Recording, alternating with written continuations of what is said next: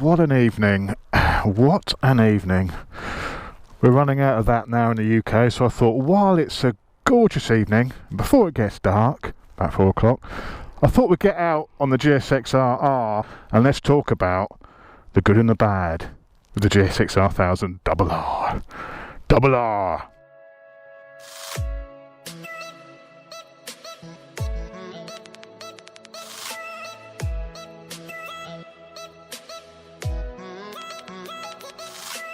So I've had this now from Suzuki for a week and a half. I'm really enjoying this bike. I absolutely love it. For a sports bike, you know I'm not a huge fan of sports bikes, I've got to be honest. I prefer nakeds. But as far as sports bikes go, this is very nice. This is very nice. First of all, one thing I really like about this bike is this easy start system. You just literally turn it on, push it. It seems like a small thing, but it's quite nice just touching it once and the bike just starts on you. So that's my first thing which has impressed me with this bike. The little easy start, all the Suzukis have that. The second thing which impresses when you first ride this is the suspension. That BFF Showa suspension is absolutely gorgeous. It glides over imperfections in the road. It doesn't crash. I've not had a bump that it crashes over yet. I'd say it's on par with the RSV4's Olin setup for just pure plushness on the road. I mean, on track, when you're really pushing on it, I guess it's probably not quite as good as the Olins, but from a plushness perspective, it's absolutely fantastic. Another great thing about this bike, let's get a load of greats out of the way first, is the quick shifter. It's really nice. It's awesome. What isn't quite so good, it's okay, but the blipper can be a little bit clunky at lower revs. Let's see if we can instigate some clunkiness.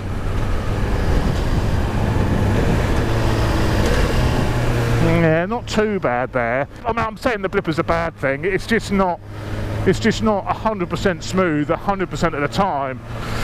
I mean, none of these bikes are bad nowadays, so I am having to nitpick to find stuff which could be improved. Let's just put it like that. I'm nitpicking of things which could be improved, which things aren't 100% perfect. They're only 99.9% perfect. Another thing which is 99.9% perfect, the throttle response below 4,000 revs is not great. Let's get it up 4th gear, 3,000 revs. It doesn't wake up till 4 grand. Now I suspect that is just thanks to the Euro 4 stuff, but it's got to be mentioned. Another thing which I don't like is I do not know why this bike does not have a rear hugger. It's no rear hugger at all. I don't know if it's an optional extra, but that rear shock just gets blasted with shite. When I went out in the wet the other night to do the electronics video, when I got back, look at the rear shock. It's just absolutely disgusting. There's like a little flap on the under tray just to protect the, you know, the twiddlies on the shock. But all of the preload adjuster, it just gets absolutely coated in shite. All you need is a little hugger on there and that will be completely protected.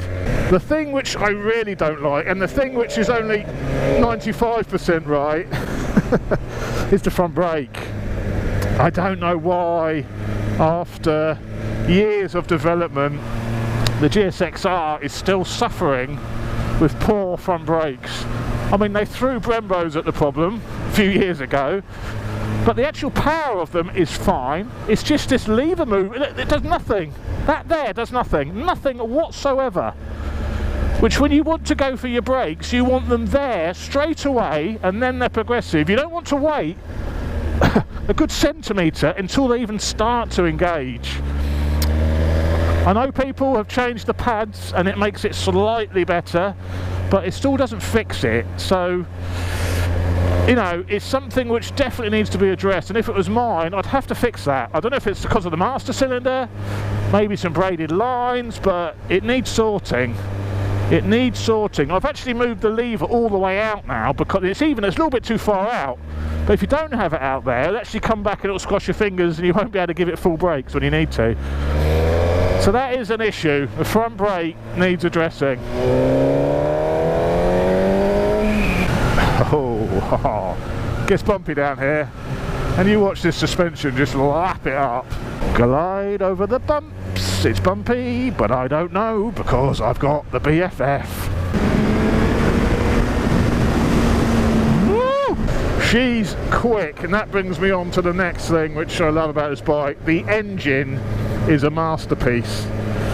That VVT valve timing has given it great mid-range, and you've also got the top end whack. It is incredible. You know, this is about 200 brake horsepower at the crank this bike, but because you've got that VVT, you've got that mid-range as well. So if you don't know, there's ball bearings in the cams which basically under centrifugal force, I don't know what revs it does, I guess it's about 8 grand you can feel it start to kick, but those ball bearings move out and they advance the cam timing to give you maximum power. So below 8,000 the cam timing is for good mid-range. Above 8,000 it changes to be about top end performance. So you've basically got like 2 bikes in one. It's like the Honda variable valve time which they have in the cars, which has been around for absolutely donkeys. It's like that, but this is the first time it's been put into use on a production sports bike, and it's such a simple system with the ball bearings. You know, it doesn't add mass, it's not a heavy system. It's genius. The Suzuki engineers are absolute geniuses which came up with that, and it's directly lifted from their MotoGP bike, so it is real MotoGP tech for the bike. Another thing which is great about this is the styling. Talking of MotoGP bikes, let's slow down a bit. What is that? That's something, it's had a nasty accident. Speaking of MotoGP, this thing looks almost identical to the GSXR, the track MotoGP bike, and I think Suzuki are onto an absolute winner with the styling of this. The colours, the looks, it looks, you know, it looks 90% exactly the same, which is a fantastic idea. I don't know why Yamaha don't do that and have it like the M1. I don't know why Honda don't make the blade look more like the RCV. I mean, people love MotoGP style bikes, they're beautiful. Just make your road bikes look like the MotoGP bikes, job done. You're gonna please the masses, and Suzuki have done that, and it was, you know, it's a masterpiece.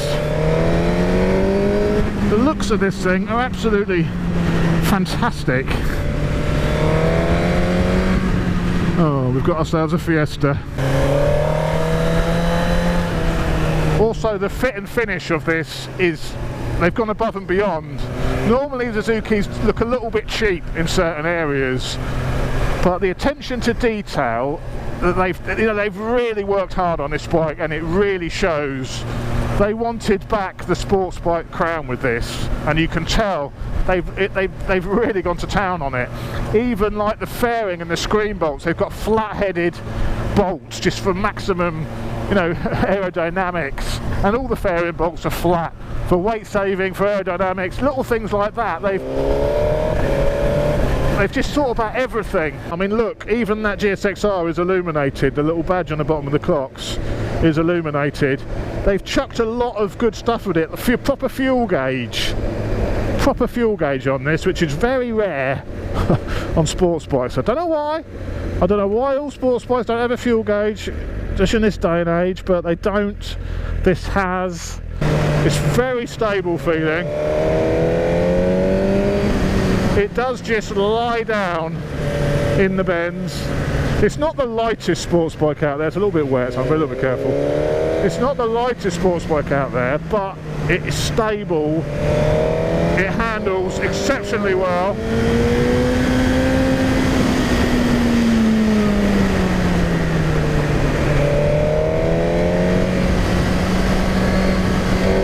So I've got to shut up a minute.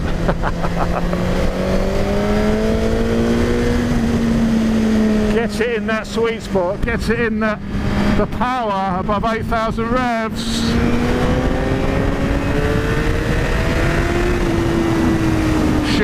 right up your life.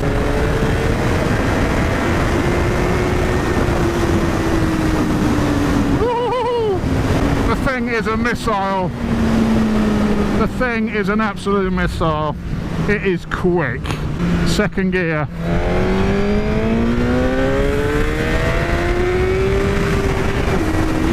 Whoa!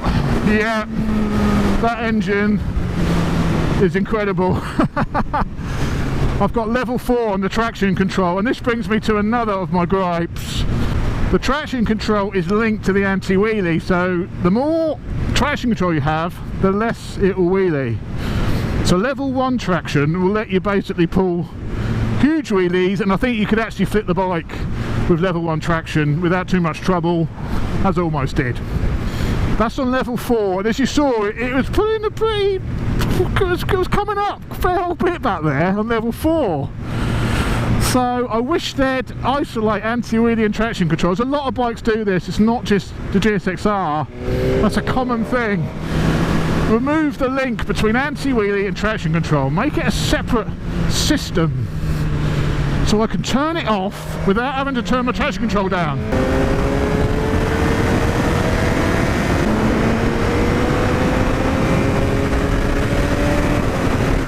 Oh, settle down, Chop, settle down. You can't keep that up. Oh, I lost the train of thought now. There's nothing clears your mind quite as quick as a GSXR at around 10,000 revs. Whew. Another thing I really like is the gearbox. The gearbox that I keep saying Suzuki, I don't know, Suzuki gearboxes are some of the best out there. I don't know why Suzuki can get a spot-on gearbox and other manufacturers struggle with clunky old things. But this is one of those bikes which is a flawless gearbox. Finding neutral is just so easy, you know, you want to get neutral, it's just there. I've never had the trouble of finding neutral on this, it's just so easy. Let's sneak up here. Ooh, this is a bit tight. Another thing which is great is this has fold-up mirrors, which a lot of new bikes don't. No foldies. But while on the subject of the mirrors, the bad thing about the mirrors is the indicators are no longer in them. They've put the indicators separate now, so the GSXR always had integrated mirrors and indicators. They've got a good steering lock as well. Look at this, I cannot see shit, but I can still see the display on this bike. That's a great thing about this display, the contrast on it is so good. Even with that sun in my face, I can still make out the clocks. It's another win for the Amstrad Dash.